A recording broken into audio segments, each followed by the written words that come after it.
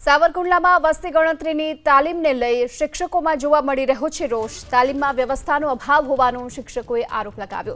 સાવરકુંડલાની કે હાઈસ્કૂલમાં ચાલી રહી છે આ તાલીમ અને તાલીમનો સમય બપોરનો રખાતા શિક્ષકોમાં નારાજગી। હાડીડા ગામના શિક્ષકની તબિયત લથડી અન્ય જિલ્લામાં તાલીમનો સમય સવારનો હોવાનો દાવો થઈ રહ્યો છે, ત્યારે તાલીમનો સમય સવારનો કરવા માટે શિક્ષકોએ માંગ કરી। આજથી 3 દિવસ સુધી તાલીમમાં 350થી વધુ શિક્ષકો જોડાયા છે।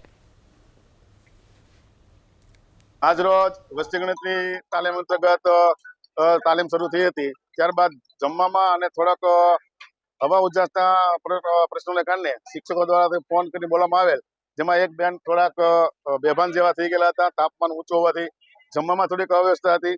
અમે કચેરીને વારંવાર લેખિત મૌખિક રજૂઆત કર્યા છતાં અમુક તાલુકામાં અને ગુજરાતભરના ઘણા બધા તાલુકામાં મોર્નિંગ સેશનમાં તાલીમ ચાલી રહી છે, છતાં પણ કુંડલા તાલુકામાં બપોરના સમયે તાલીમ આપવામાં આવે છે, જેથી કરીને એનું કારણ એમ કે છે કે ભાઈ મોર્નિંગમાં કોઈ આવી ન શકે, પણ અમે બધા લેખિત બાંયધરી આપી હતી કે અમે 7 વાગે અહીંયા આવી જઈશું, છતાં પણ તંત્ર દ્વારા એમ કહેવામાં આવ્યું કે નહીં, તાલીમ તો બપોરના સમય જ રહેશે, જેના કારણે સાનુકૂળ પરિસ્થિતિના કારણે તાલીમ ન હોવાથી ઘણા શિક્ષકો અસહ્ય ગરમી અને ગરમીના પ્રકોપના કારણે તાલીમ લેવામાં થોડીક અવ્યવસ્થા જેવું રાખે છે।